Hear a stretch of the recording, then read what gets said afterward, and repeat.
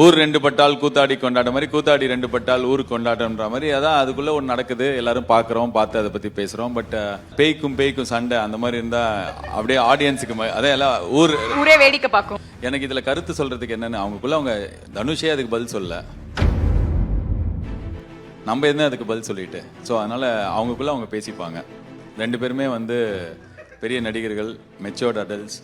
So இதை லீகலாக deal பண்ணலாம், இல்லை இந்த மாதிரி சோஷியல் மீடியா மூலமாக டீல் பண்ணலாம். So they will take the call. நம்ம வந்து அதை பார்த்து அதே தான் உங்களுக்கு அது என்டர்டைன்மெண்ட்டாக தெரிஞ்சிருக்கும். இங்கே இருக்கிற பசங்களாம் அதை சொன்னாலே சிரிக்கிறானுங்க. அப்படின்னா அவங்களுக்கு 24 ஹவர்ஸாக என்டர்டைன்மெண்ட்டாக இருந்திருக்கு. ஆமாம், அவங்க வந்தோடனே வந்து எங்ககிட்ட கேட்டது வந்து 400 ரூபாய் தான் பாட்டு ஏதாவது ப்ளே பண்ணுவீங்களா மாட்டீங்களா அப்படிலாம் கேட்டாங்க. இப்போ அந்த மாதிரி ஆயிடுச்சா இது? ஆமாம், இப்போ நான் அதில் கொண்டு வச்சுட்டு ஒரு ஃபோட்டோ எல்லாரும் மீமில் போடுறாங்களே, இப்போ அது பிரச்சனை ஆயிடுமா? அது ஃபோட்டோ தானே, 3 செகண்ட்ஸ் அந்த மாதிரினா தான் ப்ராப்ளம். எனக்கு ரூல்ஸ் தெரியாது. பட் ஆனால் ஐ திங்க் இது வந்து எல்லாரோட சண்டையும் நம்ம எடுத்து போட முடியாது. அவங்களுக்குள்ள ஒரு இஷ்யூ இருக்குது, அவங்க பேசி தீர்த்துப்பாங்க, இல்லை அவங்க சண்டை போட்டு தீர்த்துக்கிட்டோம். அதில் வந்து மூணாவதாக ஒரு மனிதர் வந்து நானோ இல்லைனா வேற யாரோ அதில் கருத்து சொல்ல அவசியம் கிடையாது. நம்ம எல்லாருக்குமே நம்ம லைஃபே ரொம்ப பெருசு. எனக்கு ஒரு படம் ரிலீஸ்க்கு இருக்கு, நான் சூர்யா சார் வச்சு ஒரு படம் டைரக்ட் பண்ணோம்.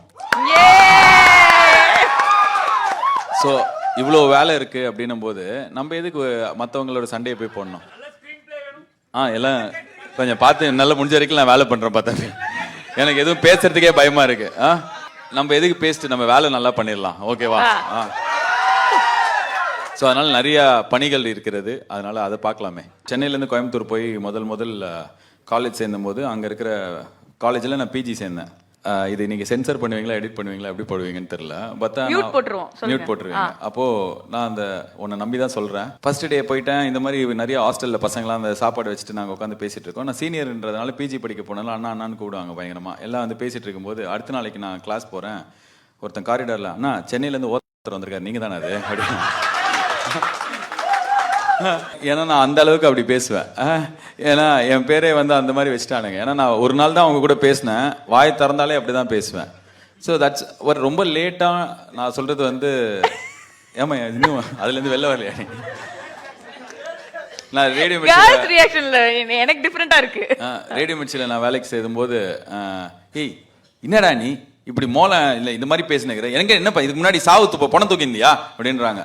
ஏன் என்ன இப்போ இப்படி பேசினா என்ன உங்களுக்கு அப்படின்னா, இப்படிதான் இப்படி பேசக்கூடாது ரேடியோவில், என்ன தோனி வீட்டில் ஆணி வச்சுட்டாங்க இப்படி பேசுற, இப்படிதான் நான் பேசின்னு இருந்தேன். ஏன்னா நான் மெட்ராஸ் பையன், நான் இங்கே தான் வளர்ந்துருக்கேன்.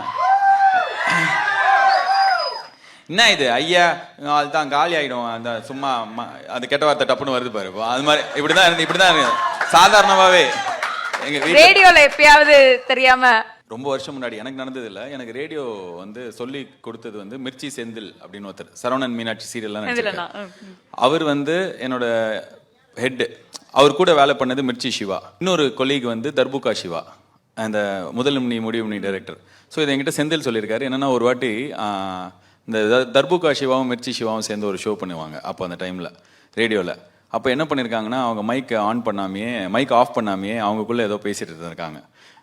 அதில் வந்து லைட்டாக கெட்ட வார்த்தை வந்துடுச்சு. அப்போ வந்து சூர்யா சார் தான் வந்து செந்தில் கால் பண்ணி, செந்தில் அந்த சிவாவை மைக் ஆஃப் பண்ணிட்டு பேச சொல்லுங்க அப்படின்றாங்க. அப்போ வெளில போயிருக்கு. ஸோ நான் கெட்ட வார்த்தைலாம் பேசினது கிடையாது. சென்னையில் பிக் எஃப்எம்ல வேலைக்கு சேர்ந்ததுக்கு அப்புறம் நீங்க கேட்டு இருக்கிறது 98.3 ரேடியோ மிர்ச்சி, இது சமாட்டு மச்சி. வேலைக்கு சேர்ந்து ஏன்னா 5 வருஷம் நான் ரேடியோ மிர்ச்சின்ட்டு திடீர்னு வேலை பிக் எஃப்எம் வந்தோன்னே அப்படின்னு சொன்னா, இப்படி சொல்லிட்டு நீங்க கேட்டிருக்க 98.3 FM ரேடியோ மிர்ச்சி சமாட்டு மச்சி, நான் சொன்னா என் வாழையே பொக்குன்னு குத்துக்கணும் அப்படிலாம் சொல்ல மாட்டேன், இது பிக் எஃப்எம் அப்படி சொல்லி அழுதுட்டேன். இதுல என்ன கடுமைனா, என் ஆஃபீஸ்ல எவனுமே கேட்கல அதை. அதாவது எவனுக்குமே நான் அந்த மாதிரி சொன்னேன்னு தெரியாது. ஆனா நானே ரொம்ப நல்லவன் மாதிரி கீழே போயிட்டு, மேடம் நான் இது மாதிரி சொல்லிட்டேன் மேடம். என்ன இப்படி சொல்லிட்டீங்க, இருங்க உங்களுக்கு மெயில் அனுப்புறேன்ட்டு மெயில் அனுப்பிச்சிட்டேன். அதுக்கெல்லாம் உங்களுக்கு தெரியாது. பட் கெட்ட வார்த்தை பேசினது இல்லை. அண்ட் இப்போ நான் பேசுறதே இல்லை ரொம்ப வருஷமா. அது இப்போ இந்த பசங்க கிட்ட சொன்னா பூமர்னு வானுங்க. ஆனா ஐ ஃபீல் ரியலி குட்.